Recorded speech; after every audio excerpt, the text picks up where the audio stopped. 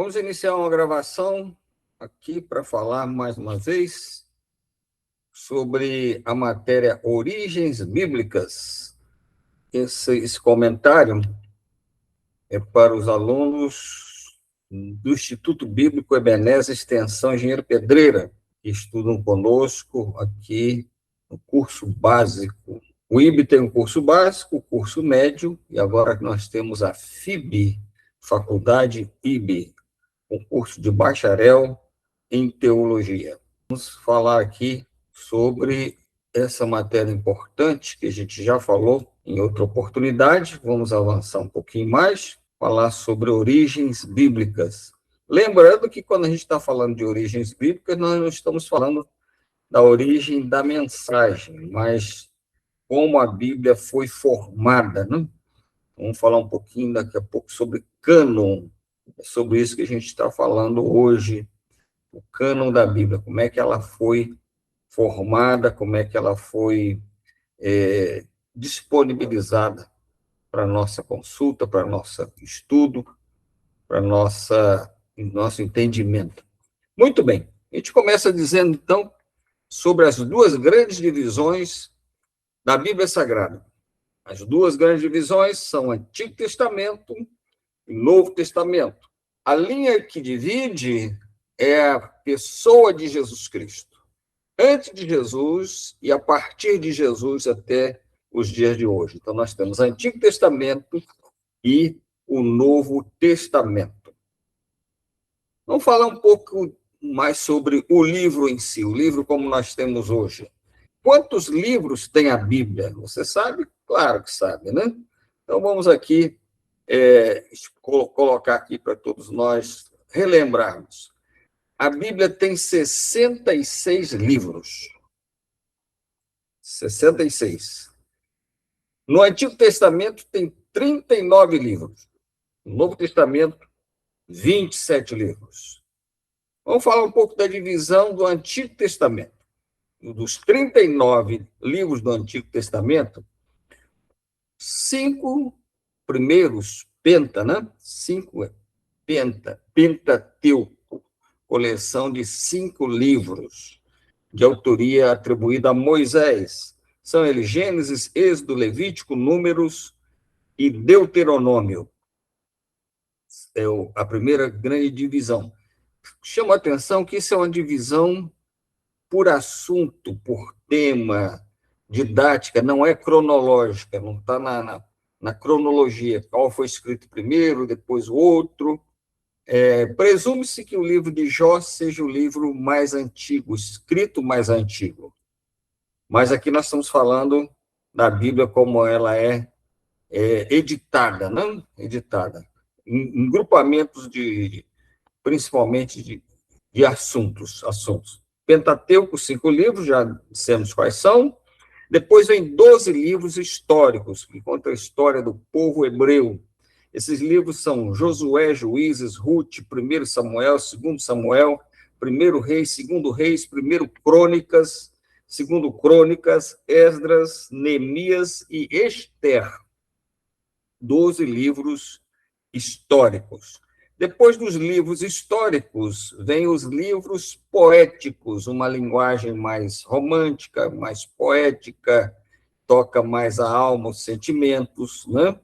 Mesmo algumas poesias bem estruturadas e outra uma linguagem poética sem necessariamente ser uma estrutura poética. Mas isso a gente pode ver depois, mais tarde. Bom, esses 5 livros poéticos são Jó, Salmos, Provérbios, Eclesiastes e Cânticos dos Cânticos ou Cantares de Salomão. São os 5 livros poéticos. Depois dos poéticos, vem os proféticos. São os 17 livros finais do Antigo Testamento.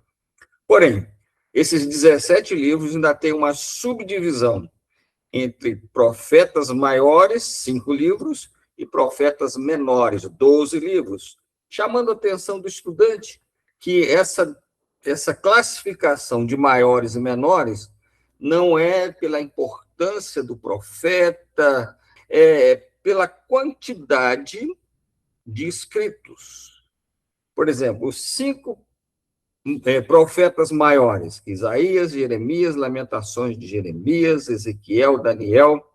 Isaías, por exemplo, tem 66 capítulos. Depois a gente tem, dos profetas maiores, os 12 últimos, chamados profetas menores: Oséias, Joel, Amós, Obadias, Jonas, Miqueias, Naum, Abacuque, Sofonias. Ageu, por exemplo, tem 2 capítulos apenas, Zacarias e Malaquias. Então, essa é a divisão do Antigo Testamento. Aí nós vamos para o Novo Testamento. São 27 livros. Desses 27, 4 evangelhos: Mateus, Marcos, Lucas e João. Ainda existe uma subdivisão entre eles. Os 3 primeiros são chamados sinóticos. Eles são parecidos, relatam praticamente os mesmos fatos, de um ângulo visual diferente de cada escritor. E o 4º evangelho é o Evangelho de João. É um evangelho mais voltado para revelar Deus em Jesus Cristo. Depois dos 4 evangelhos, nós temos um livro histórico, que conta a história da igreja. No Antigo Testamento, a história do povo hebreu. No Novo Testamento, a história da formação da igreja. É o livro de Atos dos Apóstolos. Depois nós temos 21 cartas, ou epístolas. Essas cartas foram escritas por Paulo, escrita por Tiago, Pedro, João, Judas, e tem uma de autoria não confirmada, que é o escritor aos Hebreus. Então, nós temos aí as cartas Romanos, 1 Coríntios, quando nós falamos lá em 1 Samuel, 2 Samuel no masculino, esses são livros. Agora nós estamos falando cartas, as cartas. Então, nós temos primeira carta aos Coríntios, ou primeira epístola aos Coríntios, 1 Coríntios, 2 Coríntios, Gálatas, Efésios, Filipenses, Colossenses, 1 e 2 Tessalonicenses, 1 e 2 Timóteo, Tito, Filemão, Hebreus, Tiago, 1 Pedro, 2 Pedro, 1 João, 2 João, 3 João e Epístola de Judas.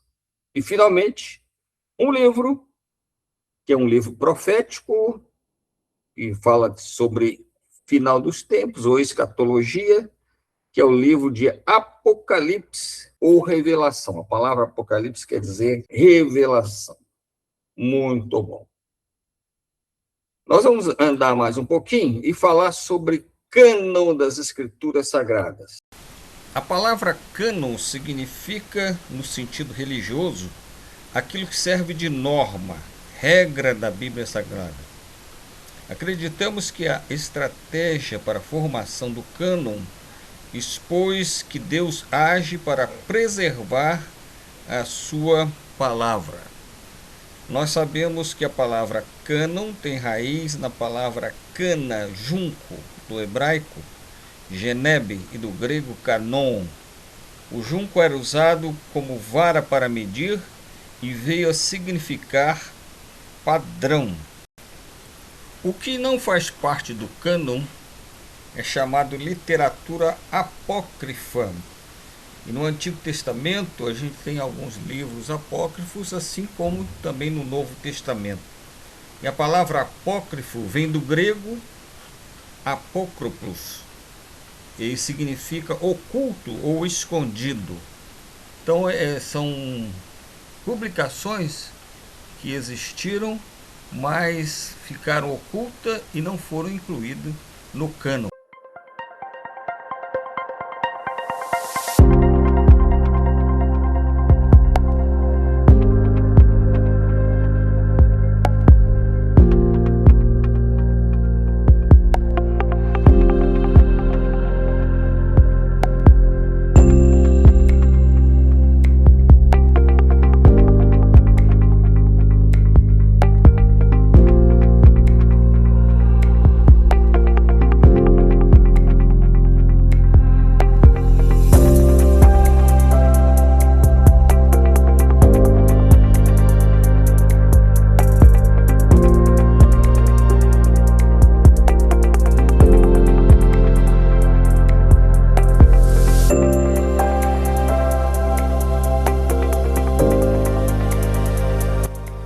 Muito obrigado por você estar até aqui conosco. Tenham bons estudos, aproveite bem para se informar e se preparar para exercer o seu ministério junto do corpo de Cristo, a Igreja do Senhor Jesus. Até mais.